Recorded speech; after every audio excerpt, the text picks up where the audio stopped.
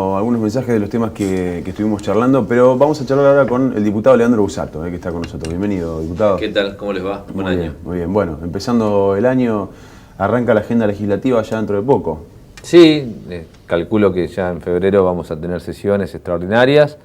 Han quedado algunos temas pendientes importantes, fundamentalmente el que tiene que ver con la reforma del Código Procesal Penal, que finalmente no alcanzamos a votar en diputado. Bueno, un tema candente porque además de alguna manera es parte del debate sobre la baja en la imputabilidad que se está tratando de proponer a nivel nacional, y con esta también corriente, desde mi punto de vista, de alguna manera de demagogia punitiva que impulsa la xenofobia y el riesgo sobre la parte de los inmigrantes. Así que me parece que hay un tema bastante enraizado en estas cuestiones. Vamos a ver si eso lo logramos trabajar, y nosotros entendemos deberíamos evitar que eso saliera, ¿no? ¿Se cambia la estructura, la columna vertebral del nuevo Código Procesal Penal con esta reforma?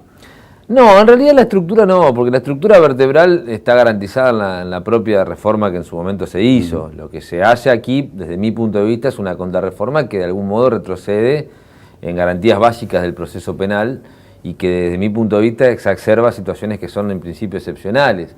Digo, la prisión preventiva, por más que uno a veces suele ver episodios dramáticos, sigue siendo una medida excepcional. La persona en Argentina, como en cualquier lugar del mundo, por lo menos bajo el Estado de Derecho, es libre por regla y por excepción, bajo algunos delitos y en algunas circunstancias que tienen que ver con el entorpecimiento de la causa o que tienen que ver con la posibilidad de profugarse, caen en prisión preventiva o no. Esto lo que hace, por ejemplo, es la ampliación de unos plazos para la prisión preventiva, la ampliación de algunos casos para lo que son las audiencias imputativas. Todo esto permite un proceso de 96 horas sin control eficaz del juez. Bueno, hay algunas situaciones que finalmente yo creo que afortunadamente también se retrocedieron, como que era la figura del infiltrado, que era realmente grave, o un registro de libertades que desde mi punto de vista genera un proceso de estigmatización. Pero bueno, yo creo que hay que evitar correr en algunos casos detrás de los hechos, y desde el Estado evitar situaciones de demagogia punitiva, porque cuando uno genera una tensión desde el proceso penal le cuesta mucho volver, y a veces el problema es que uno reforma cosas, agrava situaciones y las cosas de fondo no se solucionan. Así que bueno, nosotros vamos a tener otra postura, ya la tuvimos, vamos a ver si tenemos los números para evitar que esto se reforme. ¿Cree que le dan los números? No, creo que el Ejecutivo cuenta con el respaldo del bloque oficialista y el bloque del PRO, que si bien fue muy crítico también en algunas cuestiones, me parece que van a lograr impulsar esto, y bueno, va a terminar convirtiéndose finalmente en ley, digamos, ¿no? Bueno, una situación que habrá que analizar, porque yo siempre digo lo mismo, no solo transita un proceso penal quien delinque con un revólver o mata a una persona, también quien es parte de un accidente de tránsito a veces le toca o le puede tocar ser parte de un proceso penal circunstancialmente o alguna otra situación. Bueno, hay que ver si realmente no hay que mejorar otras cosas en vez de estar apuntando tanto en situaciones que agravan la condición de las personas, ¿no? Te comento algo. En la rutina, el último punto dice: Héctor, puteríos del comienzo del año judicial. ¿Qué sería eso? Respecto, y tiene que ver con lo que estaba haciendo Busato. No va a aparecer en el videógrafo. Pone en el videógrafo, puterío del comienzo del año judicial. ¿Qué tenés para hoy? Me preguntaron, digo, tengo un puterío del comienzo del año. Y es literal, digamos. Sí. Pude corroborar con 2 o 3 jueces camaristas que están preparando ya el escrito de declaración de inconstitucional, la detención de 96 horas. Y además, por dos temas, que la detención o es en flagrancia o coronando una investigación donde ya tenés la prueba suficiente para ordenar la detención. Darle al fiscal, sin la intervención del juez, una ampliación doblemente mayor a la que tiene, es inconstitucional, por donde lo miren. Dicen los jueces camaristas que tienen 30 años de experiencia en el Poder Judicial y están esperando que resuelva la legislatura, pero te aclaro que van a llover. Sí, yo creo lo mismo que vos. Yo he hablado con abogados que se dedican al derecho penal y también me han manifestado. Tenemos los escritos listos para presentar y tenemos también la certeza de que en algunos lugares las inconstitucionales se van a declarar prácticamente de modo automático. Y es más, creo que si esto llegara a situaciones mayores en términos jurisdiccionales como la Corte, no creo que la Corte convalide este tipo de modificaciones que, vuelvo a repetir, no solamente son de alguna manera criticables o por lo menos discutibles desde lo ideológico, sino también estrictamente desde lo legal. De todos modos hay que atender una cosa, hay un reclamo legítimo que tiene que ver con la seguridad, ¿no? A esta cuestión de la seguridad hay que abordarla con herramientas que nosotros entendemos, algunas están en la legislatura, otras están en el Poder Judicial, otras están en el Ejecutivo, y me parece que hay que combinar una serie de cosas que nos potencien en términos de poder prevenir el delito. Ahora, creo que el problema es que cuando uno trata de resolver un reclamo legítimo sobre la base de errores en las decisiones que uno toma, el costo termina siendo mucho más caro. Esto es lo que nosotros decimos. No es que no haya inseguridad, no es que no hay mala policía, no es que no hay que mejorar el proceso penal para que la gente confíe más en la justicia. Lo que hay que hacer es con otras herramientas construir mejores realidades, ¿no? ¿Cómo ves este primer año de Lifchit en materia de seguridad y de Puyaro como ministro? A mí me parece que hubo un intento de mejoría en lo que ha sido el manejo más abierto de lo que es la institución policial. Yo rescato que ha habido intenciones de tener una policía mucho más democrática, como nosotros venimos exigiendo. La realidad es que el problema de Puyaro es que en su gestión los números siguen sin cerrar, digamos, ¿no? Porque cuando uno repasa el índice de homicidio de la ciudad de Rosario, en donde hubo un descenso, pero en la ciudad de Santa Fe, o en el departamento, la capital, donde hubo prácticamente el segundo año histórico en materia de homicidio, realmente uno puede ponderar medidas que tienen que ver con la política hacia dentro de la fuerza policial y la apertura hacia la sociedad.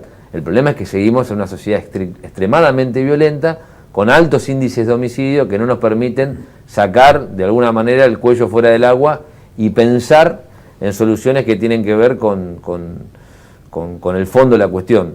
Yo soy muy crítico de la política de seguridad. También es verdad que la situación social en el último año se ha agravado y la situación económica no va de alguna manera a ayudar a que algunas de las herramientas que nosotros entendemos deben trabajarse se hagan de modo más sencillo, ¿no?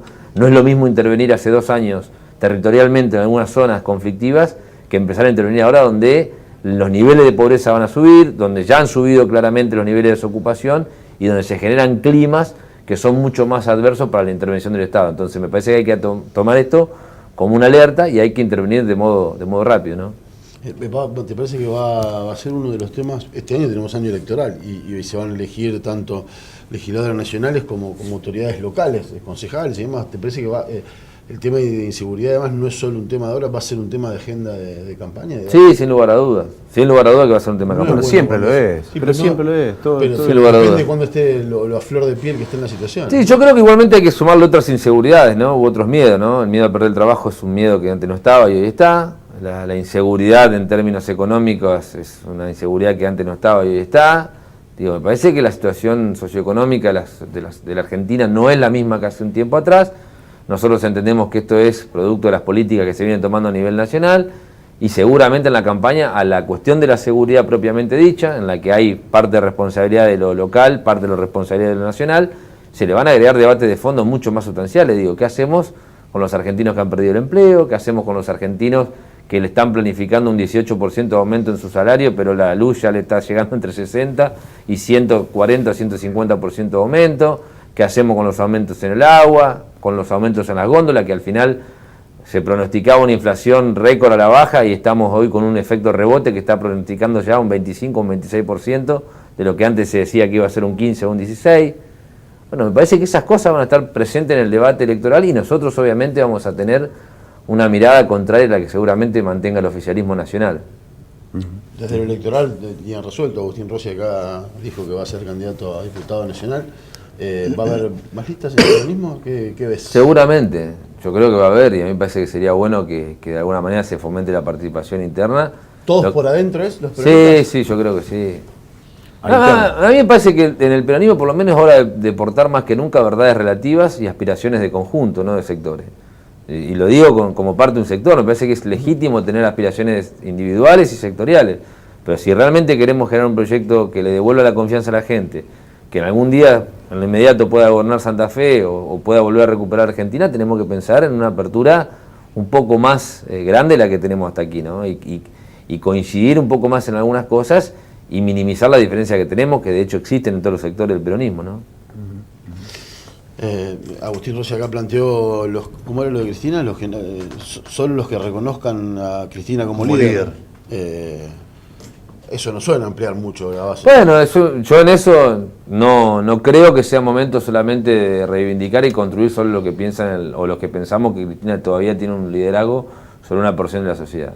Cristina es una persona, una dirigente que todavía tiene un liderazgo, digamos, indiscutible en un porcentaje de la sociedad. Ahora ese porcentaje de la sociedad podrá ser una primera minoría, pero para construir una mayoría hace falta ampliar las miradas, criticar lo que hicimos mal y proponer lo que tenemos que hacer bien. Yo creo que todos son respetables. Lo que yo sí creo que hay que reivindicar de Néstor y de Cristina en su momento son las políticas que creo que acertaron.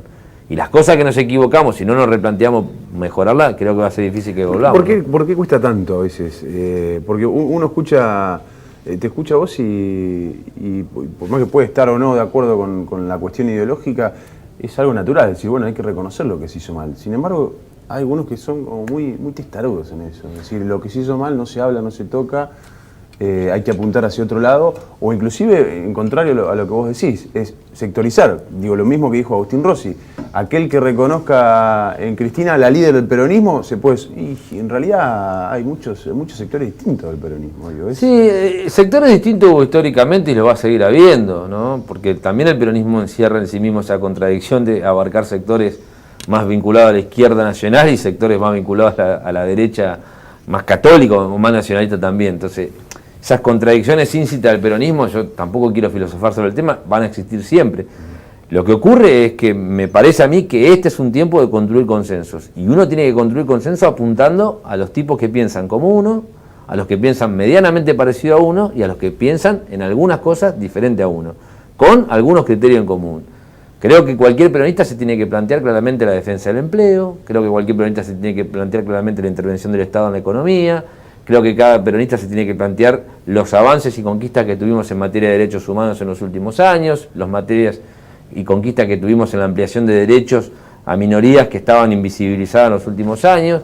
Ahora, también es verdad que no nos podemos quedar con lo que hicimos, tenemos que ir por lo que falta. Y lo que falta me parece que es con la presencia de Cristina, pero esa presencia tiene que ser una presencia que armonice, no que siga tensionando. Porque la verdad es que hoy, en algunos lados, tensionamos porque ponemos primero los nombres propios y después las ideas. Me parece que hay que ordenarse poniendo las ideas y después veremos los nombres propios. Yo creo que es imposible pensar que solamente Cristina es parte de lo que viene. También es imposible pensar que se puede hacer sin ella, ¿no? En términos de protagonismo dentro del Frente para la Victoria o dentro del peronismo. Bueno, hay que discutirlo, ¿no? Y si no nos ponemos de acuerdo, están las elecciones internas para dirimirlo, esto es lo que yo digo, ¿no? ¿Te parece que pueda afectar que ese nombre propio, después de un año y piquito de no estar al frente del gobierno nacional, haya trascendido que, bueno, tiene varias investigaciones penales abiertas, está avanzada una investigación en donde se probaría la vinculación con un empresario de la obra pública, que es Lázaro Báez, para retornos de dinero a ese sector, otras vinculaciones de sus funcionarios que enfrentan procesos por corrupción. ¿Tiene algo que ver esto que estás diciendo, separar las ideas del nombre o no?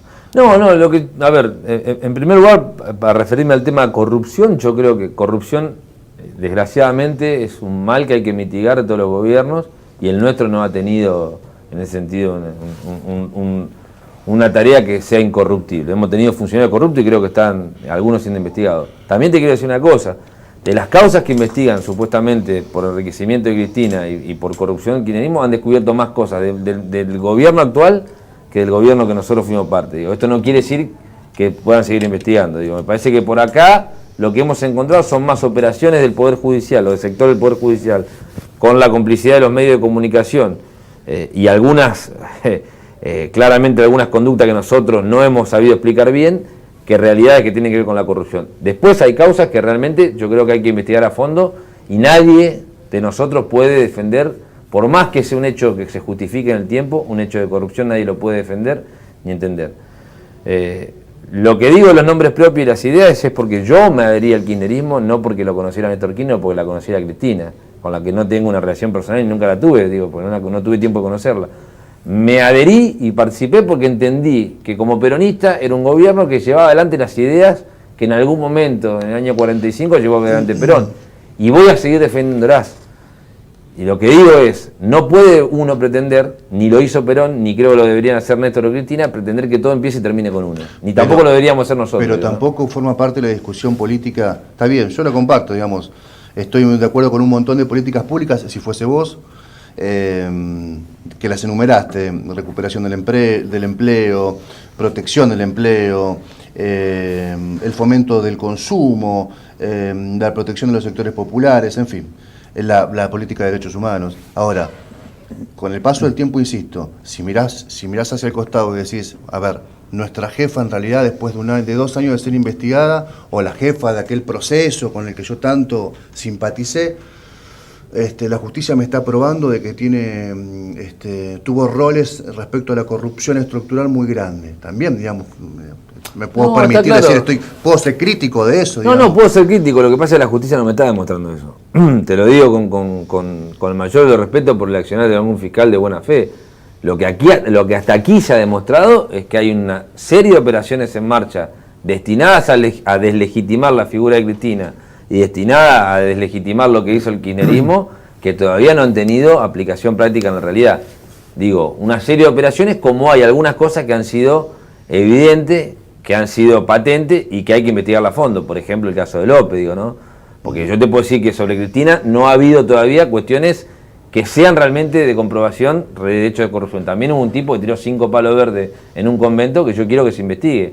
¿Por qué tenía 5 palos verdes un funcionario nuestro y quién se los dio? ¿Y bajo qué carácter se los dio? Digo, ¿no? Creo interpretar también, a ver, si uno sigue nosotros seguimos por los medios, obviamente, o por la poca información que podemos llegar a tener en el caso de que alguno tenga alguna fuente judicial, pero digo, el caso de López, digo, un empresario, y uno sigue la historia, eso, a ver, no hace falta demostrarlo, digo, está ante los ojos de todos, por lo menos la relación que tenía López con Cristina. Lo que sí hay que demostrar es cómo consiguió todo lo que consiguió este muchacho.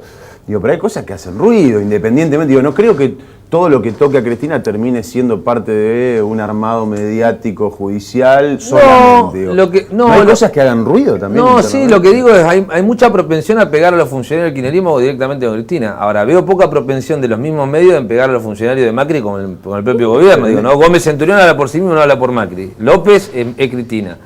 Digo, Arribas no tiene nada que ver con Macri, sin embargo Macri fue el amigo de toda la vida que lo llevó a hacer negocio con el fútbol y lo puso de jefe de inteligencia, y Estiuso es Cristina. Entonces, me parece que, digamos, hay un tratamiento desigual en algunos medios de comunicación que generalmente tienden a exacerbar sobre el kirchnerismo y sobre la figura de Cristina imágenes que se distorsionan totalmente de otro modo sobre la imagen del presidente. La verdad... Claro, pero eso es comparativamente, digamos. No, pero yo adhiero la construcción de la realidad, sí, digo, no está claro. Tiene que ver la construcción una cosa es la posición del periodista sesgado, propagandístico, y otra cosa es escuchar la palabra de los fiscales o leer. Hoy por hoy tenés 2 páginas en internet que se llama fiscales.gov y la página de la Corte Suprema, que es SIG, que vos podés ver el fallo entero. Digamos, ahí está la prueba colectada, los testigos que declararon, la conclusión del juez, te gusta o no, está el dato ahí duro. Sí, sí. Y hay mucho dato respecto a la investigación de lo que se llama, en términos generales, la corrupción, digamos, de un gobierno que duró 12 años, en que sí la vinculan mucho a la presidenta, sí. Leandro. No, está bien. Lo que te quiero decir es lo siguiente. Y es la palabra del Poder Judicial. La auditoría que hizo Vialidad Nacional, la propia Vialidad en la época de Macri, sobre las obras adjudicadas a Lázaro Báez, demuestran que el 95% de las obras fueron adjudicadas por convenio con la provincia. Digamos que Nación transfería el dinero y la provincia adjudicaba la constructora local. Pero eso puede decir, hay mucha plata. También. No, pero, bueno, está bien, pero ser, está bien, pero... Puede ser un modo operandi, pero digo, la responsabilidad penal pesa sobre la provincia, no sobre la Nación. Vos podés decir, bueno, ¿por qué le dan tanta plata a la provincia? Bueno, mira, leí La Nación de hasta ayer, la gobernadora de Vidal le va a dar el doble de la pública a los intendentes de Cambiemos que a los intendentes del Frente para la Victoria. Sí, lo leí. Entonces, me parece que también si uno escarba en algunas cosas, digo, las pruebas que uno recolecta a los fiscales o algunas de las cuestiones, bueno, desde mi punto de vista, no son sostenibles en el tiempo. Lo que ocurre con Cristina en algunos medios de comunicación es que se invierte la presunción.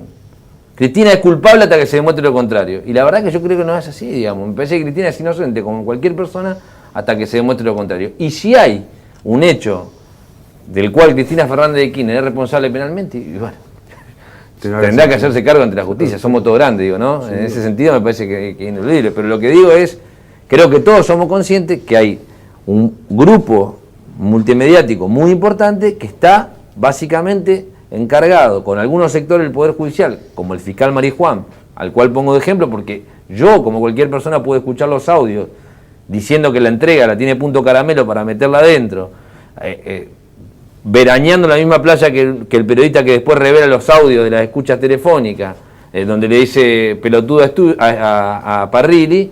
Bueno, me parece que también somos conscientes de que hay alguna exacerbación y algunas situaciones que tampoco están claras por ese lado. Y esto no es defender lo indefendible, no.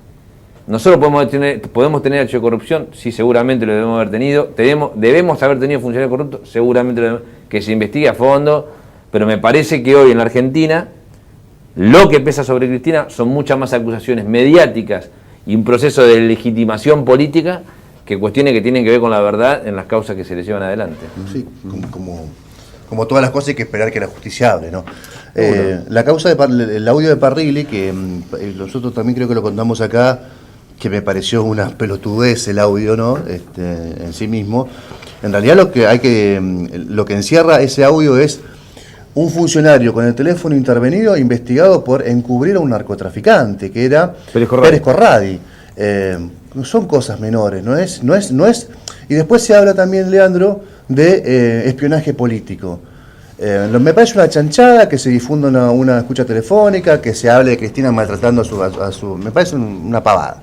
Ahora, lo que no me parece una pavada es una investigación judicial en donde se intenta establecer o no si un funcionario del poder, que en ese momento estaba a cargo de la AFID, la ex-IDE, formó parte de un encubrimiento para no detener a un personaje siniestro. Héctor, pero no es espionaje político también. Cuidemos las palabras y las expresiones. No dije espionaje político. No lo dijiste, pero el kirchnerismo salió a decir espionaje político. Es una conversación. Me parece sumamente importante que se escuche un funcionario que pueda estar protegiendo a un narco. También quiero saber por qué Pérez Corradi salió ahora caminando por la Argentina como que fuera un prócer, después de nombrar que Ernesto Sanz y algún funcionario más vinculado a Cambiemos estaban también en la joda, digo, ¿no? Porque todos nos olvidamos de Pérez Corradi ahora. Pérez Corradi salió absuelto ahora. Previamente dijo, fueron por la Morsa y terminaron con Sanz, digo. Entonces, me parece que también estas cosas suelen suceder. Digo, fuimos por Seychelles con el programa de la Nata y terminamos en Panamá con los Panama Papers. Digo, que es, a ver, ustedes son tipos informados, que es un escándalo a nivel mundial los Panama Papers. Solamente en Argentina no se habla de los Panama Papers. Se habla, digo, nosotros hablamos, pero digo, no se habla con la relevancia que se tiene que hablar. Digo, ¿no? Solamente en Argentina se le presta poca atención a algunas cuestiones que tienen que ver también con funcionarios como arriba, en donde, bueno, empezamos a desgranar Obredech y todo el mundo que el kirchnerismo con 35 millones de dólares en coima, el primer funcionario salpicado por Obredech es Gustavo Rivas, jefe de inteligencia de Mauricio Macri. Tipo que además era el intermediario de los pases que hacía Boca en su momento. Bueno, yo no digo que sea un corrupto hasta que se muestre lo contrario, perfecto. Ahora, tengamos cuidado porque siempre apuntamos para un lado y la bala después sale para el otro. Y obviamente no estoy diciendo purtero, digo porque en general se instala mediáticamente una situación que después en los hechos se termina de dar por el contrario. Cuando la situación desfavorece a algunos sectores, la información cae y no se habla más del tema. Como Pérez Corradi, yo quisiera saber qué está haciendo Pérez Corradi hoy. ¿Cuál fue la testimonial de Pérez Corradi? Digo, yo creo en estas cosas también las creo. Después de haber vivido y visto lo que vi... Lo que pasa que un juez, discúlpame, lo que pasa que no es lo mismo, es verdad, Pérez Corradi después la jueza termina resolviendo que no está probado que sea el autor intelectual del triple crimen, a ese punto. Ahora, mientras lo buscaba un juez, lo que se está investigando es esto, mientras lo buscaba un juez, se presume que había un funcionario que lo protegía. Está bien, ¿cómo termina la historia con Pérez Corradi prácticamente siendo el hermanito de Heidi? Pero en el mientras tanto, mientras un juez estaba interesado en casarlo, alguien estaba preocupado en protegerlo. Eso me parece lo grave. Lo demás, sí, además es el diario del lunes. Sí, habrá que ver, digamos... se supone que... Y habrá que ver esto, si había funcionarios preocupados en protegerlo. De todos modos, me parece, a ver, vuelvo a repetir para que no quede una sensación en el aire de que estamos discutiendo una cosa sin sentido. La corrupción es repudiable en todos los gobiernos y los funcionarios corruptos tienen que ir presos. Mucho más lo que tenemos la posibilidad de dar todos los días la cara con la gente. Y a mí no me gustaría que mi gobierno o el gobierno que yo defendí termine salpicado por corrupción. Lo que digo es, se habla mucho de la corrupción del kirchnerismo en 12 años, y en un año el macrismo no ha dado buenos ejemplos de lo que es la corrupción, ¿no? Me parece que si uno analiza el promedio de causas que supuestamente puede haber en el macrismo, las que hay en el kirchnerismo, bueno, digo, vamos por Baez y nos olvidamos de Calcaterra. Digo, vamos por los funcionarios del kirchnerismo y nos olvidamos de los funcionarios de Macri. Digo, no, una cosa no justifica la otra. Lo que digo, me parece que sobre Cristina hay puesta en marcha también una operación de algunos sectores del Poder Judicial con el mundo del periodismo, de algunos sectores, para desprestigiarla y que políticamente no tenga la misma adhesión que va a tener. Porque además de todo esto, lo que suele suceder con este gobierno nacional actualmente es que sobre la base de las bombas de humo que tira mediáticamente detrás vienen las peores cosas. Digo, nos quedamos discutiendo Gómez Centurión. El mismo día, ANSES estaba endeudado ANSES por 17.000 millones de dólares. Digo, nos quedamos discutiendo la hackeada de cuenta de Pato Bullrich. Y Argentina sigue rebotando en los niveles de inflación para arriba. Digo, nos quedamos discutiendo algunas cuestiones que tienen que ver básicamente con el presidente y su forma de proceder con las vacaciones. O los decretos de necesidad de urgencia. Y Argentina tiene 70.000 millones de dólares en deuda hoy. Entonces, me parece que también hay que hacer un esfuerzo por ver detrás de alguna noticia y entender que el rumbo económico del país, desde nuestro punto de vista por lo menos, es un rumbo económico que, si no tenemos alguna modificación a tiempo, vamos a volver a la época en que nosotros éramos jóvenes, digo, yo igual que ustedes, y pensamos que la deuda externa argentina era una cosa impagable, que iban a pagar nuestros tataranietos. Bueno, espero que nos volvamos a pasar por lo mismo, digo, ¿no? ¿Volvemos a la ciudad? Sí. Terminamos en Santa Cruz. El Fondo Monetario. El Fondo Monetario, ya está, digamos, terminamos en cualquier lado. Ya sabemos la respuesta del diputado Busato. Me va a hablar de la construcción, del conjunto, etcétera, pero usted suena como uno de los candidatos para la ciudad de Santa Fe dentro del peronismo. O por lo menos uno lo ve potable, ve que los medios lo ven potable, que la gente también tiene cierta aceptación cuando se habla del tema. Sé la aceptación de la gente. Bueno, eso se ve en las urnas. Pero uno lo escucha. ¿Cómo lo ves vos? No, nosotros estamos trabajando en la idea de que en el 2019 queremos protagonizar una instancia electoral que va a estar seguramente vinculada a la ciudad de Santa Fe, al departamento de la capital, pero también somos conscientes de que la estrategia tiene que ser una estrategia... ¿Perdón, al departamento de la capital? No, digo, bueno... Bueno, pues no quiero tomar... A ver, no tenemos decidido no estoy pensando en una candidatura hoy, lo que sí digo es, vamos a tratar de protagonizar una instancia electoral que sirva en función de lo que el peronismo se proponga, digo, ¿no? Me parece que también eso lo tenemos claro. Vuelvo a repetir, con mucha humildad yo creo que es momento de alzar más que nunca verdad relativa y poner un poco en función de todos las herramientas que uno tiene. A mí me parece que más que pensar en candidaturas para este año, para el 2019, me parece que hay que seguir pensando en trabajar cosas que lo acerquen a la gente. A mí me da mucho riesgo, a veces me da mucha... ¿cómo decirlo? Me da mucho temor a veces hacer política lejos de la gente. Y me parece que lo que hay que tratar de hacer es política lo más cerca posible de la gente. ¿Te gustaría un cargo ejecutivo? Sí, me gustaría. No, de hecho, me parece que yo en la legislatura de Santa Fe he sido parte de un espacio que ha trabajado mucho, pero también estaría bueno pensar en renovar las ideas y en encabezar alguna otra instancia, ¿sí? Estaría bueno. No lo tenemos decidido todavía, falta un montón, digamos, me parece que es muy apresurado. Lo que sí noto es que generacionalmente el peronismo está logrando trasvasarse, bueno, con la posibilidad de tener distintos actores y distintas miradas, porque no todas son iguales, y nos consideramos parte un poco de esa renovación, ¿no? Eso sí te lo acepto con gusto, porque además venimos trabajando en ese sentido, ¿no? No en echar a los viejos por la ventana, como decían antes, pero sí en tratar de generar también una visión renovada y generacionalmente distinta del peronismo, ¿no? Porque puedes ser joven y te atrasa el reloj también. Sí, obvio. Sí, claro. Sí, Digo, ¿te puede apurar los tiempos Corral esa decisión? Yo no creo que José Corral sea candidato a diputado nacional. ¿No crees? No creo. Porque me parece que la ciudad en este momento no es una ciudad que esté en condiciones de potenciar su candidatura. Digo, su gestión no ha sido buena. Me parece que tiene muchísimos riesgos de no ganar la elección nacional y también de perder la ciudad de Santa Fe en el 2018, y creo que él es consciente de eso. Entonces me parece que no creo que sea él quien encabece la lista de Cambiemos, ¿no? Lo que sí creo es que debería reflexionar en algún momento hasta dónde ha llevado la UCR, ¿no? Partido históricamente popular, hoy vinculado a los intereses más concentrados de la derecha argentina, ¿no?